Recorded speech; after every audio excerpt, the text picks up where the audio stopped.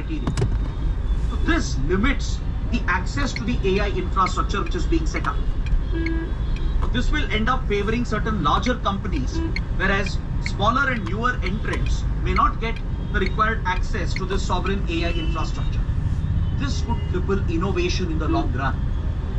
And also don't forget, when the government increases these checks and scrutinies, it leads to bureaucratic delays. See, on one side, the advantage of these criteria and conditions is that it will actually ensure better accountability. It will bring more transparency. It will ensure that the initiative is not misused. But the problem is when you try to introduce more rules and criteria and guidelines, it will bring bureaucratic delays into the picture. Now let's say when new vendors are continuously onboarded, the problem is vendors are trying to propose the lowest price so that they will win the contract. But each and every time there would be a delay in approving the process, in approving that tender by the bureaucracy. This could significantly delay the setting up of the infrastructure itself. So if let's say every year there are different vendors being empaneled into this initiative, then each time when a proposal or a bid is submitted, the bureaucratic decision making, if it slows down or if they take their own sweet time to make the decisions, it will have an impact on the speed at which the infrastructure would be built and scaled. Similarly, if the users, the startups and the AI companies, if they have to time and again through their eligibility and criteria, then they'll have to go through the bureaucratic process. So they will be facing that hurdle which will slow down the access to AI infrastructure which is being created.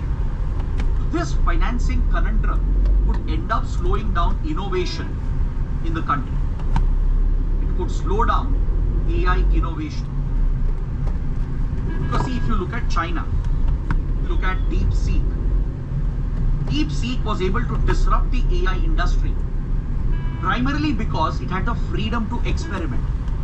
DeepSeek was a private entity funded by a hedge fund, not dependent on government funds or government infrastructure. Also, it was not focused on a profit model or a business model. They were focused only on innovation. So they were able to build a much cheaper alternative compared to the Western AI counterparts.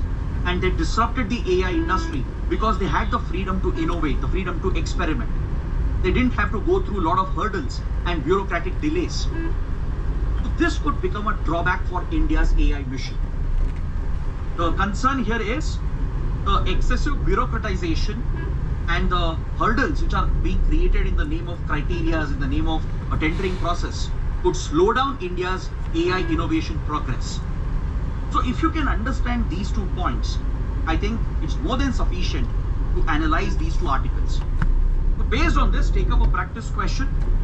As India pushes for AI innovation, it faces significant policy challenges owing to environmental and financial risks, critically examined.